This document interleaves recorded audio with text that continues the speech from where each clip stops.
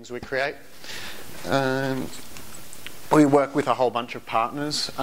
We generally say that we're partners with all these people because it does require, as you know, a lot of work to get funding and all that sort of business up and going. And it requires the technical side, which is what we bring, and usually the academic side. So we work with a lot of the universities around Melbourne, including RMIT, and a few corporations and a few government bodies as well. One of the best projects we work on is called Pharmatopia, and that's run by Monash University here in Melbourne. Their idea was there's a lot of learning that needs to be done in the world of pharmacy that's impossible to do. The machines cost millions of dollars, mistakes can cost millions of dollars. If you do have the machine, they're usually running 24 hours a day, creating pills or doing whatever they do. So they have a real need for, like the medical industry, they have a real need for virtual spaces and simulations. So this is an example of one of our pharmacy games, and this was done in collaboration with CSL, the Commonwealth Serum Laboratories, and it's to train students how to do biotechnology. Basically, they're growing plasma, and correct me if I'm wrong on that. I kind of dabble in everything and I'm bad at everything. So in this virtual laboratory, they're able to click around and make mistakes, create bad batches, see why they're a bad batch, go back, try it again, and do things they're never going to be able to do in the real world. And we're currently working on additional modules for CSL because they're building a new plant out at Broadmeadows, which some people may know of. It's this massive new plant. And as soon as that plant's open, they need staff to go in there and start working straight away. So it's about being able to practice on those machines before they actually get into the workplace and become more familiar and hopefully make less mistakes, because one batch of this is something like $1 million. You'll notice that there's a few different languages as well. So GlaxoSmithKline's another partner in Pharmatopia, and they have offices all over the world. Every time we speak to them, they've bought another company. So we do all of our courses in English, Spanish and Chinese, and that's been an interesting process, I suppose you could say. Because, yeah, Chinese is really difficult when you're not Chinese and you don't speak Chinese. Even degrees and things like that is different. So basically, it's all three-dimensional, and I really wish I could show you the actual three-dimensional games, but everything that I'm showing you is available online freely. So if you go to oztron.com, you'll be able to check it out for yourself. I just wanted to play it safe. So students can get it, they can test, we can build the machines, they can learn how to interact with the machines, put in different settings, see what the results of those settings are. And at the end they get a graph. Here's your ideal result, here's what you did, which wasn't quite ideal, try again. Okay. Another example is the tableting plant. So this is where they actually press the tablets into a form, and they have to modify the ingredients they use, and if they get it correct, they're told, and if they get it wrong, they're told, no, you got a little bit off on this one, try again. Again, it's all about learning through making mistakes, and I suppose it goes back to what Dan was talking about with learning through play. A lot of school is about getting things right all the time, and it's good to let people just make mistakes and play in their own space and learn in their own way. Here's another example of something we do. We're still working on this. These are artificially intelligent patients, which we have groups of students can jump in and chat to.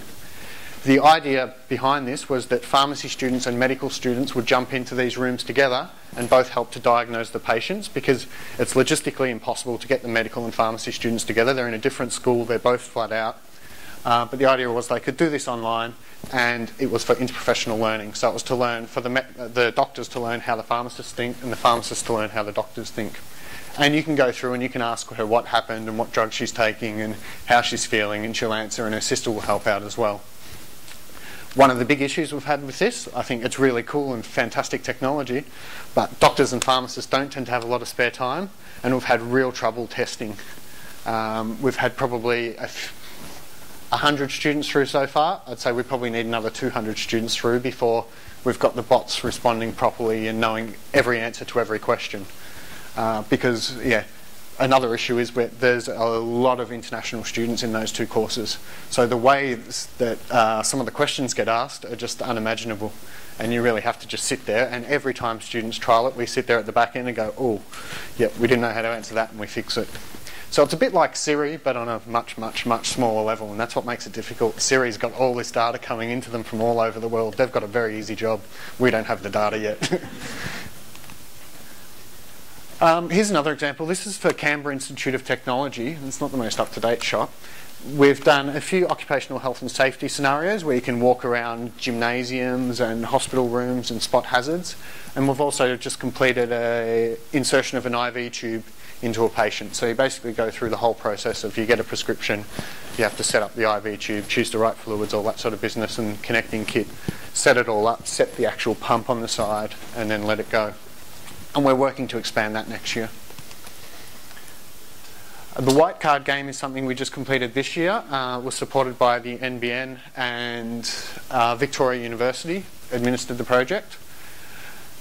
The idea of this was to do occupational health and safety, in particular for sort of young school leavers. So the kids we were targeting were sort of 16 to 18 years old, usually just finishing up school in year 10 or 11 and then moving into an apprenticeship and just needing to learn their white card, which is you need a white card basically to go onto any construction site in Australia.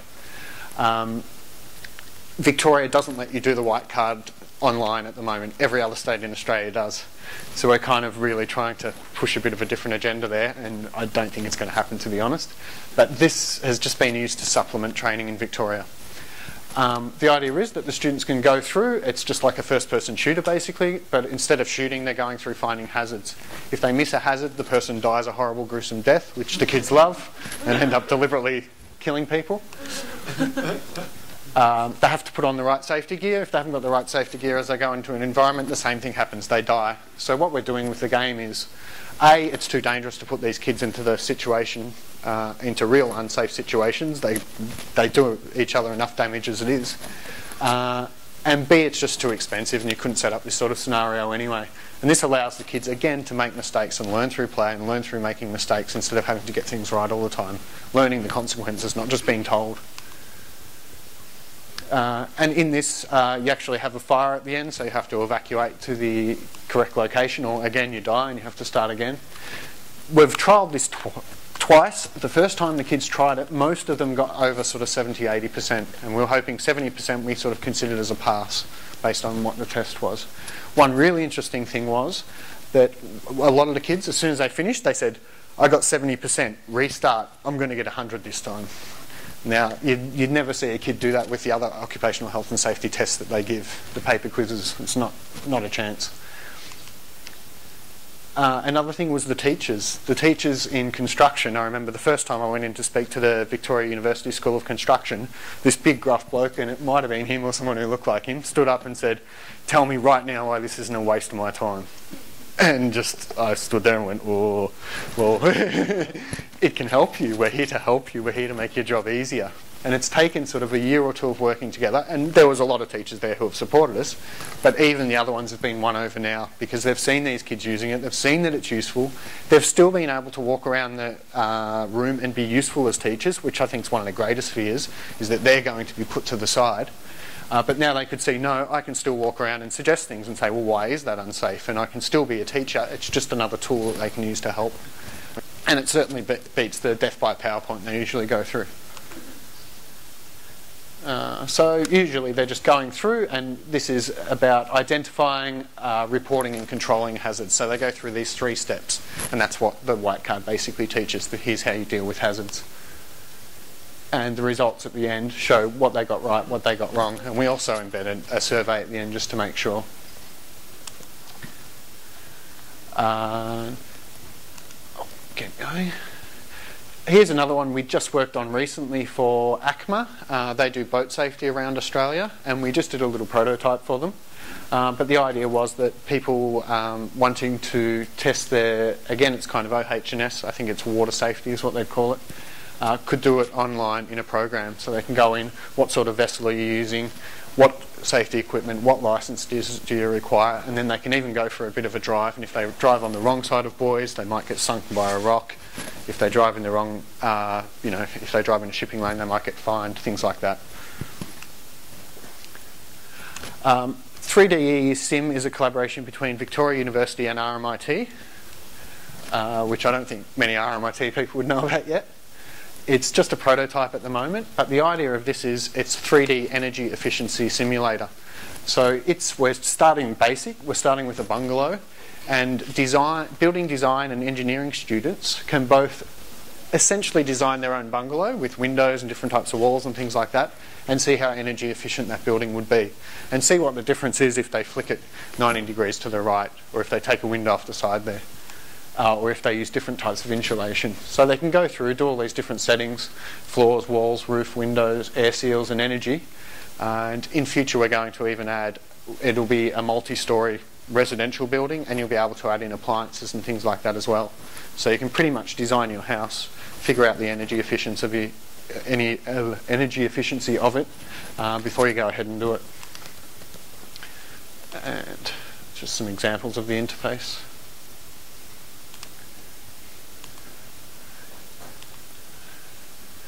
The lab I'll only mention really briefly because most people will probably be here tomorrow, but at Oztron, on Wednesdays and Thursdays at the moment, we stop work at 4 o'clock and we run a technology club for young people with Asperger's syndrome. And that's a real passion of ours. That has a lot to do with what Daniel was talking about as well. It's just about setting up a place where these kids can come and play. And a lot of the kids we deal with don't go to school anymore, even though they're of school age or they're not doing so well at school. And we teach them how to make games, how to do programming, how to create art and things like that. Our general rule is you have to create something. We try to keep them off Team Fortress and everything. And most of the kids come up with some really brilliant stuff. But we'll be talking about that tomorrow, so I'll go through it more. And that's our office, and that's some of the kids. One of our projects we're working on now is called Maths in Space, and the idea is to make a platform game that uses maths that's actually entertaining, not like all the boring maths games out there. And I hope I'm not causing offence to anybody. But that's one of our next projects at the moment, because we think there's a massive potential to make all the boring stuff in education much more interesting, and it's just not being done. And that's about it for me. Thanks for your time, and did anybody have any questions?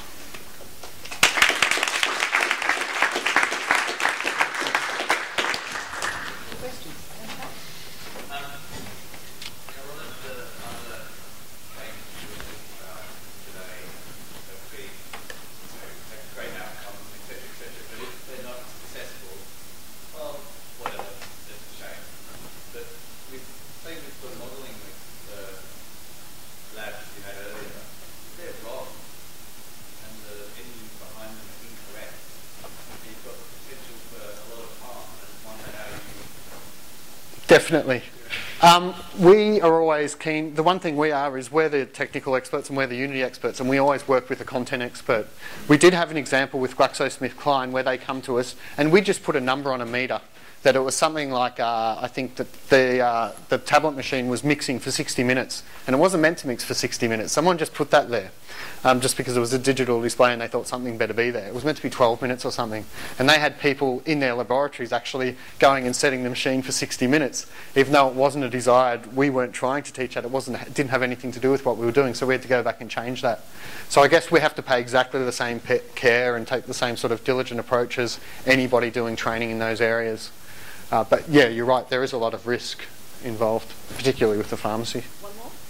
I was wanting to ask, do you ever question whether you're making a sim or a game? Yes, a lot of the time. A lot of our stuff is simulations, we'd call it, because we don't really put many of those game-like aspects in it, like points and deaths and things like that. Some projects try to sort of push us and want to do the game-like thing. Some of the times. And it depends who the user is as well, because a lot of the pharmacy stuff for me is it's a straight simulation. It's as boring as it comes. But you give that to pharmacy students and it's a game. So yeah, there's a really blurry line there. But yeah, we straddle it most of the time, I'd say. Thank you so much, Dale. No, thank you.